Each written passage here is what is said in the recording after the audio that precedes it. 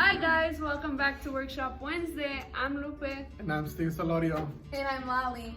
I hope you guys are keeping up with your assignments and checking with your teachers and school if you have any questions. Yet today we're going to be talking about time management. So today the topic is time management, like Lali said. So for you guys that don't know what time management is, the process of organizing and planning how to divide your time between specific activities. So there's just different ways that you guys can manage your times. There's certain tools that you guys can use to manage your time during the week, during the whole month, and during the month. One of the things that we like to use here at Centro or with our youth programs is planners. What kind of planners do you guys like to use, Whitney? I personally like to use blank lines of planners and stuff for me to write down what I need to do. It gives me an idea of what my day's gonna be like, what my week's gonna be like, just putting in my homework assignments. Another thing I like to do is printable weekly sheets and schedules and hourly schedules. I think that helps me a lot with, coloring in what I need to do. Just having something that I can personally even cross off. I think, what a great feeling it is to cross off something off your to-do list or something off your planner. So, what about you, Lali? And I like to use just calendars, and what I do is I make a to-do list. I like to do it day by day. So my to-do list for today is gonna be this. Yeah, I like to plan my week. Yeah, I like to focus more on what's gonna happen today, and then I'll worry about tomorrow. So one of the things I like to do is I like to use my phone to as a planner. So I have a planner, like an app on my phone that I can plan my week, my whole month, and my whole year. So most of the stuff I do is on my cell phone. Another thing that you guys can do, another tool that you guys can do to manage your time is setting goals. Setting goals is really important. There's different goals, for example, short-term and long-term goals. Do you guys want to describe the kind of goals you guys, how to set goals? I think for me, when I set goals, I try to prioritize what goals are important, like some of the stuff that I need to do today, like urgent, and some stuff that I can put aside to or get to later. So personally, that's what I like to use, as well as when we do case management with you guys. Short-term, long-term goals is something that we really emphasize in our meetings, so that's something I like to do. Lali earlier described also that she likes to do to-do lists. So to-do lists, kind of like just going ahead and writing on a piece of paper, writing on your phone what you have to do, and then when you're done with it, just go ahead and delete them. Lupe also described earlier that she likes to print off calendars or likes to print off stuff. Another one is that you guys can start using is printable weekly schedules. You guys want to describe them if you guys use printable weekly schedules? Yeah, I use printable weekly schedules, just like I said, something that I can write down and color code or see what I need to do, what is important, star what's important. I like to use that because it does give me the insight to my day and how my day is going to be like. And for me, I think that's what helps me out the most. There's also kind of like I talked to you guys earlier, different apps that you guys can use on your phone. I'll go ahead and Lali describe some of the apps briefly, the ones she likes to use, and probably Lupe can probably also describe the different apps that she uses. So if you're struggling with doing schoolwork because your phone, you have distractions, what we like to use is Liberate Website Blocker and Floor Focus Habit Tracker, as well as if you have an iPhone, you can go to settings and click screen time, set a downtime. So let's say 10 p.m. till 8 is just you're gonna sleep and not be on your phone. And then app limits, it limits the time you use an app. So like let's say Instagram, you only use it for an hour or so. And then do you have any? I like to use My Study Life as well as Homework Planner and Wonderlist. It just gives me a to-do list so I can be able to click the button or click the little circle in order to highlight it and cross it off, as well as pocket points. I think that's something that I use You can use it while you're walking, you know, not being on your phone, and it accumulates some points for coupons and discounts in different places. So definitely you know, there's a lot of apps that can help you, and we'll also add and include these apps in our post, so just keep an eye on that too. Let's talk about ways how you guys can manage your time. A couple ways you guys can manage your time, I would say, is set goals correctly. Many of you guys probably have heard in your schools when we do workshops, probably heard the SMART method. SMART stands for specific, measurable, attainable, relevant, and timely.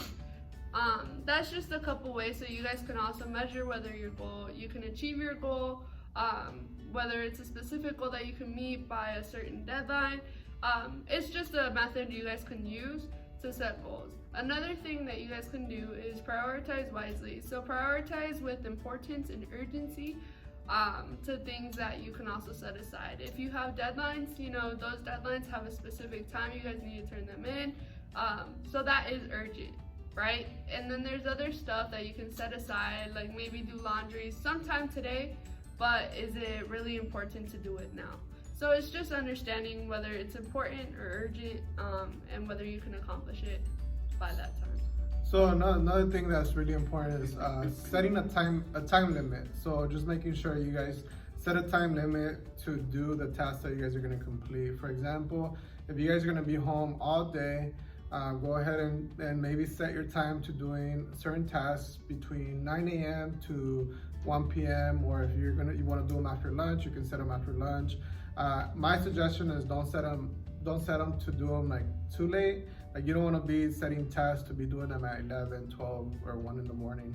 The other thing is make sure you guys take breaks. It's really important for you guys to take breaks during these so you guys don't get burned out. For example, go outside, walk the dog, go on a walk by yourself. You know, go play outside, meditate, eat something. Just something to keep you busy, and then after you feel all relaxed and everything, you come back to your task. Okay. And another thing too is organize yourself. Make a to-do list, have a calendar, schedule out your day, and then remove all distractions. So your phone, maybe you can't do your homework in your room. Then go outside, go to the kitchen, and then just plan ahead. So make a routine of how your day is gonna look like, and do that routine every day and all that. All right, guys. So I'm gonna go ahead and read a list of what are the benefits of time management. So it reduces anxiety when projects are due in school or test dates are approaching. Increases the responsibility and independence. Better decision making. More time for family and friends. Better performance at work and school. More opportunities to relax and unwind. Helps you accomplish what is important.